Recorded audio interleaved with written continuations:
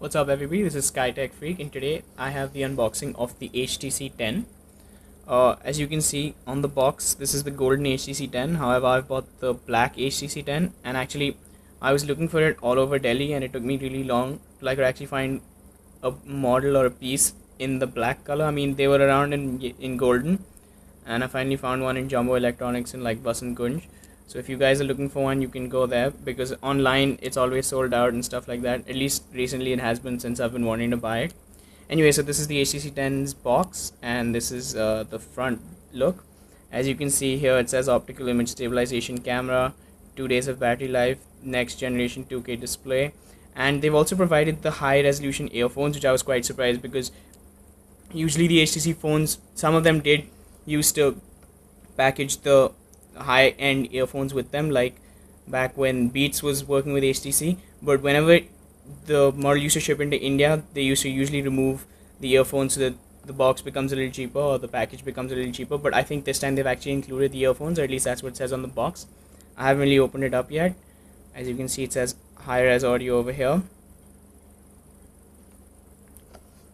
That's it. At the back, it's going to give you all the specifications. Android, Qualcomm 820, 5.2-inch 2K display, 4 GB of RAM, and these are basically all the high-end specifications: 4G LTE, fingerprint sensor, Qualcomm 3.0 fast charge. As you can see here, it says that it's the black version that I've purchased, not the gold version. And here is some extra information. Anyway, all the specs. This is HTC's flagship for 2016, and all the specifications are obviously top-notch. The only thing that's probably beating it in the market right now would be the 6 GB of RAM on the OnePlus 3, which somehow manages to be like half the price of the HTC 10, almost, at least here in India. And maybe if you prefer AMOLED displays over LCD displays, but that's more of a personal preference. But yeah, the 6 GB of RAM is the only thing that's higher, or a spec higher than anything the HTC 10 has in it right now. As you can see here, this is the HTC 10, and when I was reading the reviews and all, there were a lot of people that were saying that this is a thicker phone and it's 9mm, and that might be a bit of an issue. But I don't feel that the phone is very thick, or at least, I mean, I've been using the Moto G Play and I used to use the Mi2, which are both thicker phones, but recently I've been using an Mi4. So I've got both these phones here for size comparison in terms of thickness of the phone and size. But when I've picked this phone up, I was quite surprised that it's not as heavy. It's not as as thick as a lot of the reviews were saying, and so I feel it's quite comfortable. Let's just take a look around the phone after I peel off this sticker. Give me a second. There we go. Oh, let's put that to the side. I mean, the phone feels really good in the hand. As you can see, it's a 5.2-inch display. We can just take a run through the phone. In front, we have a 5.2-inch 2K display. Down here is the fingerprint scanner. On the right side, there is a ridged power button, a volume rocker. This is the SIM card tray. On the bottom, we have the new high-res boom sound speakers, which they've actually switched out the dual front-facing camera speakers that used to be boom sound, and now they call this high-res boom sound with a woofer at the bottom. That's the main microphone and the USB Type-C port down here. At the back, we have the 12 megapixel camera with optical image stabilization and the flash. Down here, we have the logo and I think some other details of the model. Now up here, we have the 3.5mm headphone jack, and I'm really glad that they have the 3.5mm headphone jack, because I think the Moto Z series is discontinuing it, and instead they have a sort of an adapter for it. But I'd really prefer that we're using the 3.5 as well as the USB Type-C, because then you can charge and listen to music. Also, using that adapter, carrying it around everywhere could be a little bit of a pain. Up here we have a speaker grill, and we have the 5 megapixel front facing, again, optical image stabilizing camera. Let me just switch on this phone and then move on to the rest of the unboxing while it powers on. Give it a second. Let's see if it has any introduce it. That's it. HTC, powered by Android. Just put that away to the side for now. Let's open the rest of the box, and there we go. Down here we have some. Alright, we have some OEM stickers. That's the sound it's gonna make when it powers on. Here is the quick start guide and the warranty, installation guide, license agreement, safety and regulatory guide. Put that away. Here we have the wall adapter, and this is a single USB wall adapter, and like it's round pin for India because I bought it for India. Anyways, bring that to the side. Now here are extra buds, but first let's actually get to the earphones. So as you can see, these are the high resolution earphones that that I was talking about, and this is what's going to help us take advantage of the high resolution audio on the HTC, especially on the output of the 3.5mm headphone jack. So this is the earphone. As you can see, they feel really high quality. They have a little bit of monochrome over here, and these are the extra buds so that it fits your ear, whatever the size of your ear may be. Anyways, let's just put this stuff back, and this is the USB Type-C cable that supports Snapdragon Quick Charge 3.0. Anyways, now that we've gotten everything from the box out of the way, let's take a look at the device. Now that we can see that the device is powered on, I'm just gonna lock it because I don't want to set it up right now. As you can see, it's already saying English India, and the screen is actually really quite beautiful. It's got 64% charge when I took it out of the box right now, and like I said, I've got 2-3 other phones just for a size comparison. So this is the Moto G Play. The Moto G Play has a 5.5 1080p display, and it's I think 10 something millimeters wide. So just comparing it thickness wise, if you can see, and size wise, it's a fair bit smaller.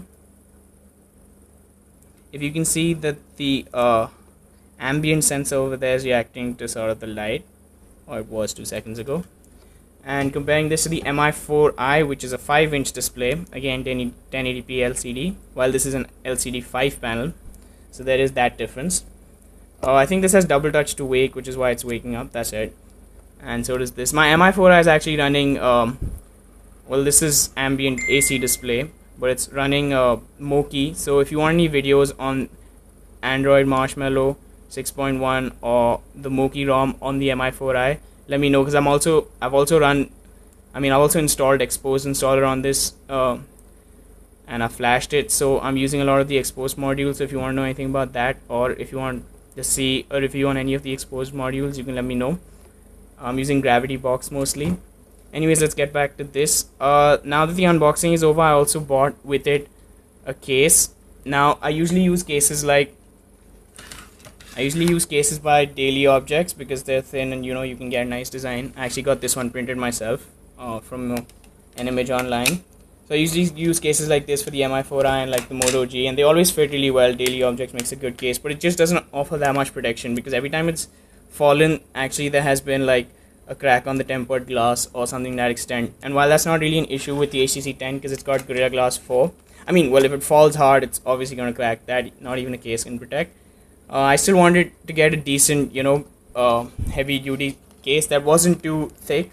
So I looked around a lot online, and they basically said that if you want a case that provides decent amount of protection but not doesn't add too much weight, you should probably look at the HTC Spigen Rugged Armor, for the HTC 10, Spigen Rugged Armor. I don't know how to say that. That's Spigen. Anyway, so here's what it looks like, and as you can see, this is just some poison so that no pests get in. Anyway, so I think this is a really nice looking case. It's got carbon fiber stickers over here that have a carbon fiber feel as well.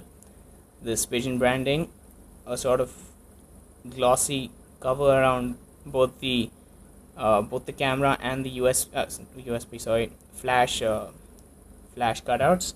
Over here, they've got only a hole for the 3.5mm headphone jack. Earlier models of this, if you had seen any reviews of the Rugged Armor online, Spigen had left a gap over here because I think they thought that HTC was going to continue with the IR blaster, but they've discontinued that ever since. So I think even Spigen has fixed their design. On the right side, because on the right side of the device there's nothing on the case either. Down here there are cutouts for the speaker and the USB Type-C and the microphone.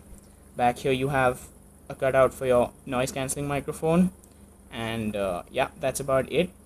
Inside it tells you something about the quality of the case, and it's got this nice texture. Again, this will also help the device from not being scratched, so I'm just going to place it and see how it feels inside the case. So that shouldn't be too hard, just pop it in. There we go, perfect fit. And yeah, it actually doesn't add too much weight. It's also replicated the sort of textured power button and then a flush volume rocker, which helps us like distinguish between the two, which was getting kind of annoying for my MI and well, my MI mostly, and even the Moto G Play. Anyways, I've also bought the crystal screen protectors. These aren't really tempered glass, but I can't really install these right now because that'll be a really painful process, so I'll do that later. Anyways guys, this was the unboxing of the HTC 10, which took me forever to find in the color that I wanted, which was black or carbon gray actually. And I hope you guys liked the video. This is the India version, so whatever you get in the box you should get if you buy the device from this side of the country. And I also put on the case. I really like the case. It's not too thick, so for everyone that's reading online that the case is that the phone is really thick, and if you put a case on it and if you're worried about it getting too thick but you want a case that'll also protect it, I really recommend the Spigen Rugged Armor because it doesn't seem to add much weight. In fact, it sort of feels like the Moto G Play without a case right now. And if there's any other review you'd like me to do, some sort of gaming review or a review on the phone and the software, or even a review like I said on any of the exposed applications or modules for the MI4i, like I'm running AC display as the lock screen, which is, again, I mean, you don't need exposed, but you can install it as an exposed framework mod, and then it runs better. And I'm running Gravity Box. If you want a review of the MI4i gaming, or if you want me to do a review of the Moki 5.1 ROM or a Marshmallow ROM, which are a little unstable, but they work fairly well if you can handle a little bit of like instability as a daily driver. And again, if you need any review of the HTC 10, I'll be doing those, like a full length review. I'll be doing a camera test, and I'll also be doing a gaming review. Anyways, that's all for now. Thanks guys, this was SkyTech Freak.